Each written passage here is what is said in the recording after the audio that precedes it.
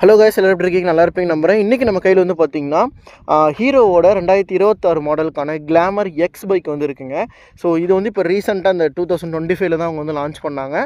So இந்த பைக்ஸோட என்னென்ன விஷயங்கள்லாம் கொடுத்துருக்காங்க, அந்த பைக்கில் என்னென்ன விஷயங்கள்லாம் இருக்குது, ப்ளஸ் ஒரு 2026 ஒரு 125 சிசி பைக் நீங்கள் வாங்க போகிறீங்க அப்படின்னா நீங்கள் இந்த பைக்கை வந்து கன்சிடர் பண்ணலாமா வேணாமா அப்படிங்கிற எல்லாத்தையுமே இந்த வீடியோவில் நம்ம வந்து ஃபுல் அண்ட் ஃபுல் பார்க்கலாம்.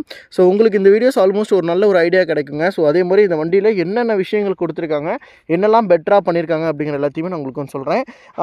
இந்த மாடலை பொறுத்த வரைக்கும் இது 2026க்கான மாடல் தான். ஒரு மெட்டாலிக் ப்ளூ கலர் தான். ஸோ இதில் ஒரு 4-5 கலர் ஆப்ஷன்ஸ் இருக்குங்க. ஸோ உங்களுக்கு எல்லாமே ஒரு மிக்ஸ்டு கலர் மாதிரி வரும்.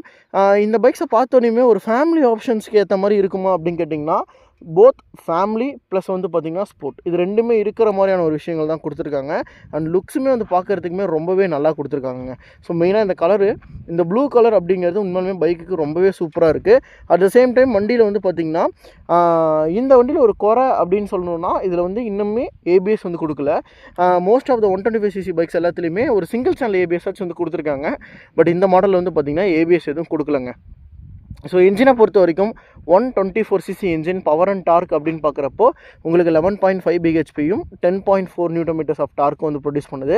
ஸோ பவர் ஃபிகர்ஸ்னு பார்க்கும்போது கூட ஓரளவுக்கு பெட்டரான ஒரு பவராக தான் இது வந்து கொடுத்துருக்காங்க. ரொம்ப ஒரு ஹையரான பவரும் கிடையாது, அட் த சேம் டைம் ரொம்ப லோயஸ்ட் பவர் அப்படின்னுமே இதை சொல்ல முடியாது. ஓரளவுக்கு நல்ல டீசெண்டான ஒரு பவர் ஃபிகர்ஸ் தான். இந்த வண்டியில் யூஸ் பண்ணியிருக்கக்கூடிய அதே இன்ஜின் தான் வந்து நமக்கு எக்ஸ்ட்ரீம்லேயும் சரி, அதே மாதிரி நமக்கு கிளாமர், இந்த கிளாமர் ஓல்டு கிளாமர், அதே மாதிரி சூப்பர் ஸ்ப்ளெண்டரோட இன்ஜின்ஸ் எல்லாத்துலேயுமே இதுதான் வந்து யூஸ் பண்ணுறாங்க. ஓரளவுக்கு நல்ல ஒரு டீசெண்டான இன்ஜின். ஹைவேஸில் 80 to 100 வந்து நீங்கள் நீட்டாக க்ரூஸ் பண்ணலாம். கொஞ்சம் 100லாம் போகும்போது மினிமல் வைப்ரேஷன்ஸ் இருக்கும். பட் அதை தாண்டி வண்டியோட க்ரூசிங் அப்படின்னு பார்க்கும்போது ரொம்பவே நல்லா இருக்குங்க. கிக்கர் வந்து வந்துடுது. 5 ஸ்பீட் கியர் பாக்ஸ் தான் கொடுத்துருக்காங்க. 5மே வந்து உங்களுக்கு அந்த யூனிவர்சல் கியர் பேட்டர்ன் தான். ஃபஸ்ட் கியர் மட்டும் கீழே போட்டு மற்றெல்லாம் மேலே போடுற மாதிரியான கியர் சிஸ்டம் வந்து கொடுத்துருக்காங்க. ஸோ உங்களுக்கு ஓரளவுக்கு இன்ஜினை பொறுத்த வரைக்கும் ஒரு டீசெண்டான ஒரு இன்ஜின் இந்த செக்மெண்ட்டில் அப்படின்னு சொல்லலாம். அதே மாதிரி இதோட டயர்ஸ், பிரேக்ஸ்லாம் பார்க்கும்போது ஃப்ரண்ட்டில் பொறுத்த வரைக்கும் உங்களுக்கு 80/80 அந்த செக்ஷனுக்கான ஒரு 18 இன்ச்சஸ் வீல் சைஸ் வந்து கொடுத்துருக்காங்க. ரியர்லேயுமே 100/80 section tyre, 18 inches wheel size தான். சிஆர் டயர்ஸ் வந்து யூஸ் பண்ணியிருக்காங்க, டியூப்லெஸ் டயரு. உங்களுக்கு இந்த மாடலை பொறுத்த வரைக்கும் ட்ரம்மு ப்ளஸ் டிஸ்க்குன்னு 2 வேரியன்ட்ஸ் வரும். ஸோ உங்களுக்கு டிஸ்க்கை பொறுத்த வரைக்குமே கூட உங்களுக்கு ஏபிஎஸ் வந்து ஃபியூச்சர்ஸாக வராது, ஐபிஎஸ் தான் வந்து கொடுத்துருப்பாங்க இன்டெகிரேட்டட். அதாவது பின்னாடி பிரேக் அழுத்துனீங்கன்னா நீங்கள் முன்னாடி இருக்கக்கூடிய அந்த ஒரு டிஸ்க் பிரேக்குமே சேர்ந்து அப்ளை ஆகும் இல்லையா, அந்த டெக்னாலஜி தான் யூஸ் பண்ணியிருக்காங்க. ஏபிஎஸ் டெக்னாலஜி வந்து கிடையாது. டெலஸ்கோபிக் சஸ்பென்ஷன்ஸ் வந்து ஃப்ரண்ட்டில் யூஸ் பண்ணியிருக்காங்க. ரியரில் வந்து பார்த்திங்கன்னா உங்களுக்கு காயில் ஸ்ப்ரிங்கான சஸ்பென்ஷன் யூனிட் வந்து கொடுத்துருக்காங்க. ஓரளவுக்கு ரொம்பவே நல்லா இருக்குது. அட் த சேம் டைம் ரியரோட எட்ஜ் வந்து பார்த்திங்கன்னா கொஞ்சம் நல்லா லென்த்தியராக இருக்க மாதிரி இருக்கும். இந்த ஃபேமிலியில் 3 பேர் கூட உட்காந்துட்டு போகலாம். பட் ஆனால் ரொம்ப லென்த்தியராக இருக்கனால பின்னாடி வெயிட் இறங்க ஃப்ரண்ட் வந்து கொஞ்சம் அப்லிஃப்ட் ஆகிற மாதிரியான ஒரு ஃபீல் வந்து இருக்க தான் செய்யுது. பட் ஒரு 2 பேர் போகிறீங்க அப்படின்னா உங்களுக்கு இது வந்து அந்தளவுக்கு பெருசாக தெரியல, நல்லாவே இருக்குது. அப்படியே ரியரோட லைட்ஸ் எல்லாம் பார்க்கும்போது ரியரில் இந்த வண்டிக்காகவே புதுசாக ஒரு டிசைன் செய்யப்பட்ட எல்இடி லைட்ஸ் வந்து கொடுத்துருக்காங்க. ஈவன் இண்டிகேட்டர்ஸ் முதற்கொண்டு இந்த வண்டியில் வந்து எல்இடிஸ், ஹெட்லைட்டுமே எல்இடிஸ். ஸோ ஆல் எல்இடி சிஸ்டம்னு சொல்கிறாங்க இல்லையா, எல்லாமே இந்த வண்டியில் வந்து எல்இடிஸ் கொடுத்துருக்காங்க. அது ரொம்பவே ஒரு நல்ல விஷயம். ரியரோட கிராப் ஹேண்டில் பொறுத்த வரைக்கும் நல்ல ஒய்டரான கிராப் ஹேண்டில்ஸ் வந்து கொடுத்துருக்காங்க. நல்லா கம்ஃபர்டபுளாகவே வந்து பார்த்திங்கன்னா கையை வச்சு பிடிச்சிக்கலாம், ரொம்பவே கம்ஃபர்டபுளாக இருக்கும்.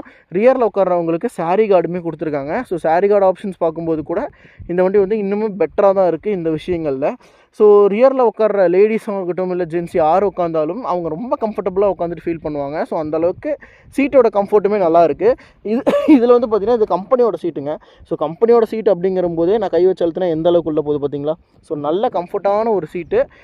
ஸ்பாஞ்சினஸுமே நல்லா இருக்குது. ஈவன் ரைடர் அண்ட் பில்லியன் 2 பேர்த்துக்குமே ரொம்பவே நல்லாயிருக்கும். அப்படியே நம்ம டேங்கோட சைட்ஸ் பார்க்கும்போது இந்த வண்டியில் ஃபுல் அண்ட் ஃபுல் பிளாஸ்டிக்ஸ் தான், எதுவுமே வந்து மெட்டல்ஸ் கிடையாது. பட் உங்களுக்கு இந்த ஒரு பார்ட் இது மட்டும் வந்து பார்த்திங்கன்னா உங்களுக்கு டேங்க் அந்த ஒரு ஏரியா மட்டும் மெட்டல் வரும். மற்றபடி அந்த சைடில் கூடிய ஃபேரிங் டிசைன்ஸ் எல்லாமே வந்து பார்த்திங்கன்னா உங்களுக்கு பிளாஸ்டிக்ஸ் தான். எந்த பைக் நீங்கள் போனீங்கனாலுமே அது அப்படி தான் இருக்கும். ஏன்னா டேங்க் மட்டும் மெட்டலில் கொடுத்துருப்பாங்க, மற்ற எல்லாத்தையுமே பிளாஸ்டிக் பேனலாக கொடுத்துருப்பாங்க. கிளாமர் எக்ஸ் அப்படிங்கிறத ஒரு டினோட் பண்ணியிருக்காங்க அந்த இடத்துல. 3D எம்பளம் மாதிரி கொடுத்துருக்கிறது ரொம்ப நல்லாயிருக்கு. டேங்கோட கெப்பாசிட்டின்னு பார்க்கும்போது 10 லிட்டருக்கான டேங்க் கெப்பாசிட்டி. இந்த 10 லிட்டர் போதுமா அப்படின்னு கேட்டிங்கன்னா ஒரு 12 லிட்டர் கிட்ட கொடுத்துருக்கலாம் அப்படின்றது நிறைய பேரோட ஒரு மைனஸ் தாட்டாக தெரிஞ்சாலும் என்னை பொறுத்த வரைக்கும் இந்த வண்டியோட மைலேஜ் வந்து ஒரு 55 கன்சிடர் வச்சுக்கிட்டிங்கன்னா ஒரு 9 லிட்டர் கணக்கு வச்சுக்கோங்களேன். அசால்ட்டாக 400லேருந்து 450 கிலோமீட்டர்ஸ் உங்களுக்கு வந்து ரேஞ்ச் கிடைக்கிது. ஸோ லோக்கல் யூஸ் பண்ணுறவங்களுக்கு அண்டு அக்கேஷனலாக லாங் ட்ரைவ் போகிறவங்களுக்கு கூட இந்த ஒரு டேங்க் கெப்பாசிட்டி போதுமானதாகவே இருக்கும், ரொம்பவே நல்லாவும் இருக்கும். ஸோ இது ஒரு நல்ல ஆப்ஷன் தான். டேங்க்கில் ஒரு எனக்கு தெரிஞ்ச மைனஸாக படலை. உங்களுக்கு சொல்லுங்கள், ஒரு 12 லிட்டர் டேங்க் கொடுத்துருந்தா இன்னுமே நல்லா இருந்திருக்குமா அப்படின்ட்டு. நான் மோஸ்ட்லி எல்லாமே ஃபியூல் டேங்க் பண்ணுறது, ஃபுல் டேங்க் பண்ணுறதுங்கிறது ஒரு ரேரான விஷயம். ஸோ மைலேஜ் பைக்ஸில் அதுவும் ஃபுல் டேங்க்குங்கிறது ரேர் தான். ஒரு 500 ருபீஸ் போட்டு நம்ம ஓட்டுவோம். ஸோ அதுக்கு இது ஓகே. அப்படியே நம்ம கன்சோல் அந்த ஃபியூச்சர்ஸ் எல்லாமே பார்க்கும்போது இதோடைய கன்சோல் மீட்டரை நான் ஆஃப் பண்ணி காட்டுறேன். ஸோ இது வந்து டிஎஃப்டி டிஸ்பிளே வந்து கிடையாதுங்க. உங்களுக்கு கலர் எல்சிடி பேனல் ரைடர் பைக்லாம் இருக்கும் இல்லையா, அதே மாதிரியான ஒரு கலர்டு எல்சிடி பேனல் தான் இதில் யூஸ் பண்ணியிருக்காங்க.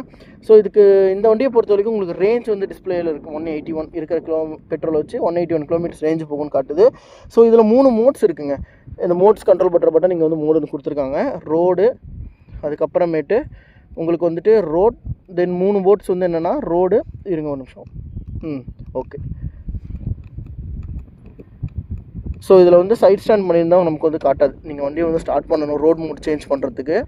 ரோட், ஆஃப் ரோட், இதில் வந்து பார்த்திங்கன்னா 3 மோட்ஸ் இருக்குங்க. என்னென்ன மோட்ஸ்னால் ரோடு ஒன்று இருக்கும், ரெயின் ஒன்று இருக்கும், ஈக்கோ மோடு ஒன்று இருக்கும். So sorry, road, sport, eco. இந்த ரோட் மோட் பொறுத்த வரைக்கும் நம்ம பேசிக்காக நம்ம ரோட்டில் ஓட்டுறோம் இல்லையா, அந்த ஒரு ஃபியூச்சர்ஸ் தான் இது, வேறு ஒன்றும் இல்லை. டாக்கோமீட்டர், ஸ்பீடோமீட்டர், ஃபியூல் இண்டிகேஷன்ஸு, டைமுக்கு இருக்குது, ஓடோ இருக்குங்க. ஸோ இது எல்லாத்தையுமே ஷிஃப்ட் பண்ணக்கூடிய பட்டன்ஸ் வந்து நமக்கு வந்து இந்த டிஸ்பிளே இல்லாமல் சைடில் வந்து கையிலே கொடுத்துருக்காங்க. அது நல்லாயிருக்கு.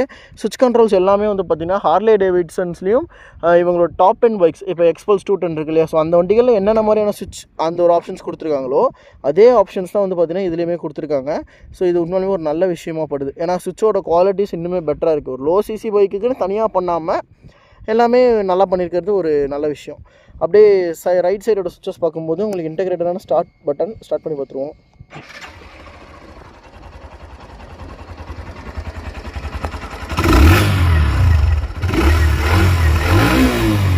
ரொம்ப ஸ்மூத்தரான ஒரு இன்ஜின், ரொம்ப நாய்ஸ் வராது, ரொம்பவே சைலண்ட்டாக இருக்கும். ஸோ அதுக்கு கீழே வந்து பார்த்திங்கன்னா உங்களுக்கு க்ரூஸ் கண்ட்ரோலுக்கான பட்டன் கொடுத்துருக்காங்க. ஸோ இதில் வந்து பார்த்திங்கன்னா ஹசார்ட் ஐட்டமே கொடுத்துருக்காங்க. அப்படியே லெஃப்ட் சைடு வந்து பார்த்திங்க அப்படின்னா இது வந்துட்டு மேலே இருக்கிறது, இது வந்து மோட்ஸ் சேஞ்ச் பண்ணக்கூடிய பட்டன் அண்ட் மோடுக்கான பட்டனுமே கொடுத்துருக்காங்க. பேசேஜ்க்கான integrated light, high beam, low beam, இண்டிகேட்டர்ஸ்க்கும் அதே மாதிரி இன்டெகிரேட்டடாக கொடுத்துருக்காங்க. ஹாரன் டீசெண்டாக இருக்குது. கிளச் கொஞ்சம் நல்லாவே இருக்குது. த்ராட்டில் எல்லாமே பார்க்கும்போது நான் சொன்ன மாதிரி உங்களுக்கு டாப் எண்ட் வேரியன்ட்ஸ் இருக்குல்ல, நமக்கு வந்து ஹார்லே டேவிட்சனாக இருக்கட்டும், இல்லைனா எக்ஸ்பல்ஸு, மேவரிக்கு, ஸோ அந்த வண்டியோட சுவிட்சஸ் and handle quality, mirror quality எந்த அளவுக்கு இருக்குமோ அதே அளவுக்கான குவாலிட்டியை இந்த வண்டியிலே கொடுத்துருக்கிறது ஒரு பெரிய பாசிட்டிவ் பாயிண்ட்டு. அப்படியே ஃப்ரண்ட்டோட செக்மெண்ட்ஸ் நீங்கள் போகும்போது ஃப்ரண்ட்டில் வந்துட்டு ஒரு ஆல் எல்இடி செக்மெண்ட்டுன்னு சொன்னோம் இல்லையா, அந்த கிளாமர் எக்ஸ்க்கான ஒரு பழைய எல்இடி சிஸ்டம் தான் நீங்கள் ஆல்ரெடி பார்த்துருப்பீங்க. அதே பழைய எல்இடி சிஸ்டம் தான் இதில் யூஸ் பண்ணியிருக்காங்க. ரொம்பவே நல்லா இருக்குது பார்க்குறதுக்கு. ஆன் பண்ணிங்க அப்படின்னா டிஆர்எல் மட்டும் வந்து உங்களுக்கு டிஸ்பிளே ஆகும். தென் அதுக்கப்புறமேட்டு ஸ்டார்ட் பண்ணிங்கன்னா லோ பீம், அப்புறம் ஹை பீம் நம்ம வந்து ஸ்விட்ச் பண்ணிக்கலாம். அந்த மாதிரியான ஒரு ஆப்ஷன்ஸ் எல்லாம் கொடுத்துருக்காரு. ஹெட்லைட் வந்து கொஞ்சம் நல்லா ஒரு பெரிய டூம் செட்டப் மாதிரியான ஒரு செட்டப்பில் வந்து கொடுத்துருக்காங்க. பார்க்கும்போது ரொம்ப நல்லா இருக்குது. பட் வண்டியோட ரைடிங் குவாலிட்டியும் பார்க்கும்போதுமே ரொம்பவே நல்லா தான் பண்ணியிருக்காங்க. ஸோ ரொம்ப ஸ்மூத்தராகவும் இருக்குது. வண்டி நீங்கள் ரைட் பண்ணும்போது ரொம்ப பெருசாக வந்து அன்கம்ஃபர்டபுளாக ஃபீல் ஆகலை, நல்லா இருக்குது. இந்த கிளாமர் எக்ஸை கன்சிடர் பண்ணுறதுக்கான ஒரு பாசிட்டிவ் பாயிண்ட்ஸ்னு பார்த்திங்கன்னா என்ஜினோட க்ரூசிங் ரிஃபைன்மெண்ட்டு ஒரு 80 to 90ல் ரொம்ப எஃபர்ட்லெஸ்ஸாக க்ரூஸ் ஆகுது. அண்ட் 100 நீங்கள் கிட்ட போகும்போது கொஞ்சம் மினிமல் வைப்ரேஷன்ஸ் மட்டும் தான் இருக்கும். பட் என்ஜினோட பர்ஃபார்மன்ஸ் நல்லா இருக்குது. ஸோ அந்த ஸ்பீட்ஸில் கூட உங்களுக்கு 50லேருந்து 55ங்கிறது ஒரு மைலேஜாக கிடைக்கும். ஈக்கோ மோடை வந்து போட்டு நீங்கள் ஸ்விட்ச் பண்ணி ஓட்டுறீங்க அப்படின்னா உங்களுக்கு ஒரு 60-62 வரைக்கும் உங்களுக்கு மைலேஜ் வந்து கிடைக்குதுங்க. ஸோ மைலேஜ் ஃபிகர்ஸ்னு பார்க்கும்போது depend upon rider and running comfort, அதை பொறுத்து ரொம்ப நல்ல மைலேஜே வந்து ப்ரொடியூஸ் பண்ணுது இந்த வண்டி. ப்ரைஸ் அப்படின்னு பார்க்கும்போது ட்ரம் வேரியண்ட் உங்களுக்கு 1,09,000 ரூபாவும், டிஸ்க் வேரியண்ட் வந்து பார்த்திங்கன்னா 1,14,000 வருது. ஸோ அந்த ஒரு 1.2 lakhsக்குள்ளே இருக்கக்கூடிய ஒரு 125cc இந்த வண்டி ரொம்பவே பெஸ்ட்டு. ப்ளஸ் இதில் இருக்கக்கூடிய ஃபியூச்சர்ஸ் அப்படின்னு பார்த்தீங்கன்னா ரொம்ப இம்ப்ரெசிவாக ரைட் பை ஒயர் த்ராட்டில் வந்து யூஸ் பண்ணியிருப்பாங்க இந்த வண்டியில். ஏன்னா எந்த ஒரு த்ராட்டிலோட ஒயர் கண்டென்ட்டுமே இங்கே இருக்காது. நீங்கள் பார்த்தீங்கன்னா ride by wire throttle, cruise control அப்படின்ற மாதிரியான விஷயங்கள்லாம் ஒரு 125cc இந்த வண்டியில் மட்டும்தான் புதுசு. இதுதான் ஃபஸ்ட் டைம். இந்த மாதிரி யாரும் பண்ணதில்லை, இதுதான் ஃபஸ்ட் டைம். ஸோ அந்தளவுக்கு நல்லா பண்ணியிருக்காங்க. ஸோ உங்களுக்கு ஓவராலாக வண்டியோட ஃபியூச்சர்ஸ் வைஸ் எனக்கு நல்ல ஒரு ஸ்பெக் இருக்க மாதிரி இருக்க வேணும், ப்ரைஸ் கம்மியாக இருக்கணும், என்ஜின் நல்லா இருக்கணும், மைலேஜ் நல்லா வரணும், இந்த மாதிரி ஒரு ஆல்ரவுண்ட் பேக்கேஜாக ஒரு வண்டியை பார்க்குறீங்க அப்படின்னா நீங்கள் தாராளமாக கிளாமர் எக்ஸை வந்து கன்சிடர் பண்ணலாம். ஒரு பெஸ்ட் ஆப்ஷனாக இருக்கும். ஸோ இந்த வீடியோ பொறுத்த வரைக்கும் இவ்வளோதான் நண்பா. அண்ட் இதை தொடர்ந்து இந்த வண்டியோட டெஸ்ட் ரைட் ரிவ்யூ வரும். ஸோ மறக்காமல் வந்து பாருங்கள். உங்களுக்கு இந்த வீடியோ பிடிச்சிருக்கு நம்புறேன். அண்ட் இதே மாதிரி நம்ம சேனலில் தொடர்ந்து நிறைய பைக்ஸோட ரிவ்யூஸ் வந்துட்டுருக்கோம். ஸோ நம்ம சேனலை பொறுத்த வரைக்கும் சப்ஸ்கிரைப் பண்ணி சப்போர்ட் பண்ணுங்கள். அப்போ தான் இந்த மாதிரி நிறைய வீடியோஸ் எடுக்கிறதுக்கு எனக்குமே ஒரு மோட்டிவேஷனாக இருக்கும். ஸோ உங்கள் எல்லாரையும் இதே மாதிரி ஒரு சூப்பரான ஒரு வீடியோ நான் வந்து மீட் பண்ணுறேன். ஸோ தேங்க்ஸ் ஃபார் வாட்சிங் நண்பா. Take care and by.